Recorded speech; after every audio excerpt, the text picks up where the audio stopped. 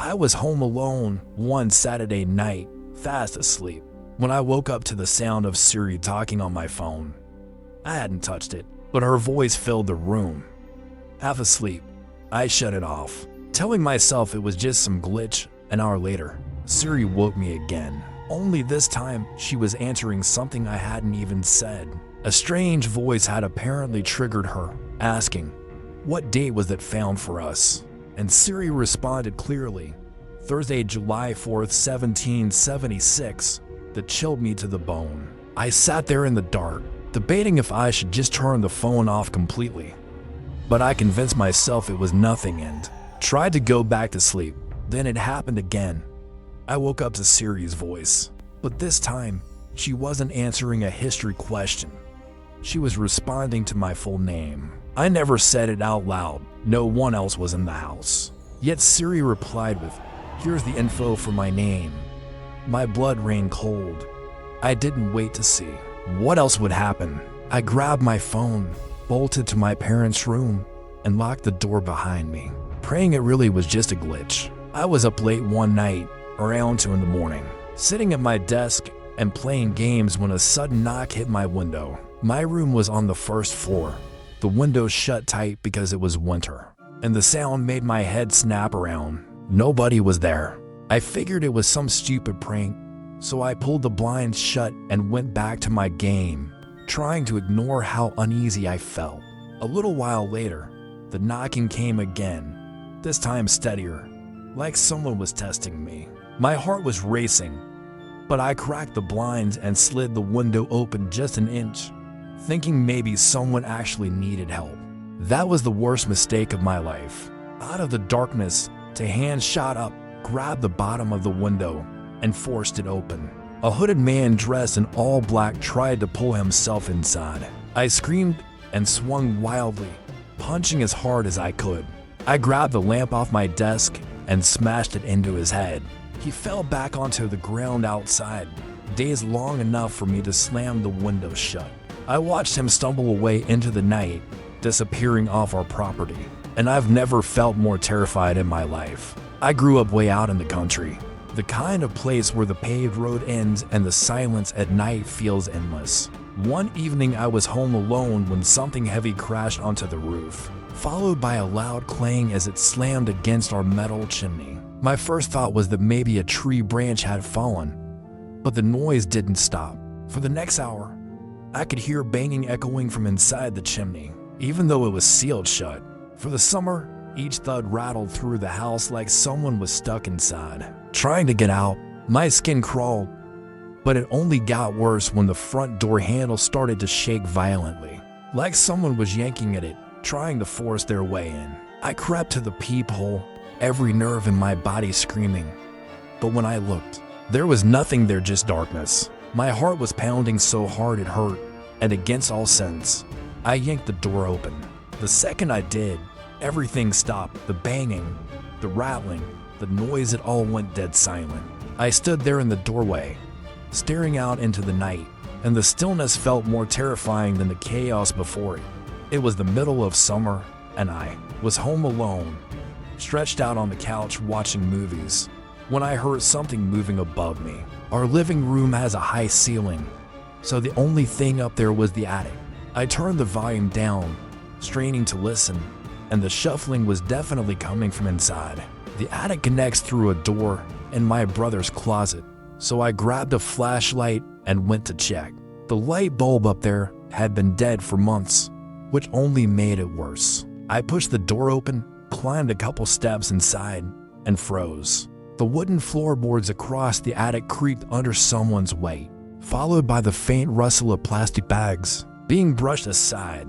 My stomach dropped. I didn't wait to see who or what was in there. I bolted back down, slammed the attic door shut, and called my parents in a panic. When my dad got home, he searched every corner of that attic, but he swore it was empty. I still can't explain what I heard, but I thank God every day that it's my brother's room connected to the attic and not mine. I was blasting music in my room when I noticed my dog, Leela, barking nonstop downstairs. At first I ignored it, But then I heard her claws pounding against the basement steps, like she was chasing something. I followed, switching on the light, and found her in full attack stance in front of the boiler room door, growling, jumping, scratching as if she was desperate to get inside. My blood ran cold. I knocked on the door, whispering if anyone was in there, and Leela only got worse, slamming her paws against the wood like she wanted to tear it down. That was enough for me. I grabbed her by the collar, dragged her upstairs, and locked the basement door. When my dad came home, I begged him to check. On his way down, he noticed a ladder propped against the basement wall and a window shattered open. My chest tightened as the truth hit me. Leela hadn't been barking at nothing. There had been someone hiding in that boiler room, and if I'd opened the door, I don't know if I'd still be here to tell the story. I was used to being home alone at night since my dad worked late shifts, so I'd usually stay up watching movies. That night, after finally turning off the TV, I laid in bed for a while before I heard a faint thud from my toy closet. I told myself it was nothing, but then the knob on the closet door began to wiggle slowly until it clicked and unlocked. My heart froze. I slipped under the covers, holding my breath, every second stretching on in silence. After what felt like forever, I dared to peek out, and that's when I saw it. A figure was standing right beside my bed, staring down at me. I screamed and pressed myself against the wall, but it didn't move toward me.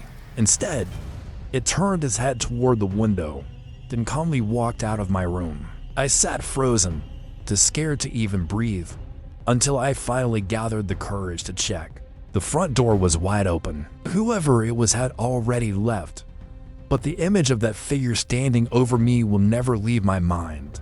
There was this boy next door named Joey who was obsessed with me. No matter when I stepped outside, he'd come out too, like he'd been watching and waiting. I tried to ignore him, but he never got the hint. So one day I told him straight up to leave me alone. The look he gave me, angry, almost childish, haunted me for weeks. One night, while my parents were out, I was working on a school project when I felt my mattress shift, like someone had moved under me. I bent down to look, and my heart nearly stopped. Joey was lying under my bed, staring back at me. I screamed and bolted for the door as he scrambled out from beneath the frame. I ran straight to his parents' house, pounding on the door until they opened, then called the cops. When the police searched my room, Joey was still there, hiding. Later, they found photos of me all over his bedroom, including one of me sleeping taken from inside my own room. That was the night I realized his obsession had crossed into something terrifyingly real. It was a hot summer day, and I was outside in the yard tanning when I noticed a man standing in the woods, just far enough to make my stomach twist. I sat up and shouted, asking if he needed something. He stepped out, said he lived up the hill, and asked me to come help him with a broken water pump. I lied, told him I was leaving soon, and watched as he disappeared back into the trees. Uneasy, I grabbed my chair, went inside, and locked every door. An hour later, I realized I left my sunglasses on the grass. I looked around before stepping outside, grabbed them, and that's when I froze. The man was back this time, half hidden behind our shed, only part of his body visible, like he was waiting for me to notice him. My hand shook as I yelled that I was calling the cops. Then I ran inside and locked everything again. When the police arrived, they took my statement, but the man was gone. I never saw him after the day, but the thought of how close he got still makes my skin crawl. I was 7 years old, spending the day at my grandma's house while she walked to the library. She told me not to open the door for anyone, but when the phone rang, I answered. A man's voice asked, "Who is this?" I said, "Danny." He asked if my parents were home, and I told him no. He asked if I was alone, and I said yes. Then he asked where I lived, and I told him somewhere in Queens. He hung up, and I didn't think much of it until about an hour later when there was a knock at the door. I froze on the couch, remembering what my grandma had said. Then the man's voice came through the door.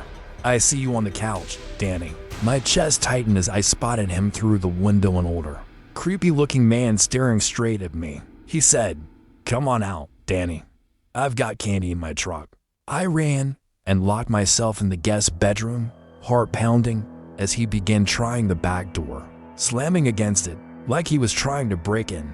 Just then, my grandma's voice cut through the chaos, screaming at him to get out. He bolted to his truck and sped off. If she had come home even 10 minutes later, I don't know what would have happened. When I first moved into my new house, I kept hearing noises inside the wall, soft shuffling, then faint breathing at night. I told myself it was just animals, but food from my kitchen started disappearing faster than I could eat it. One night, lying in the heat because the AC wasn't working, I heard it again breathing, steady and human, coming from the vent right beside my bed. I grabbed a flashlight, leaned close, and froze. Behind the slats of the vent, two wide eyes were staring back at me, unblinking. I dropped the light and bolted out of the house, screaming into the night. Later, I found out a dangerous homeless man had been living in my walls since before I moved in, sneaking out to eat my food and hiding whenever I was home. The thought of him watching me from the darkness, night after night, still keeps me awake.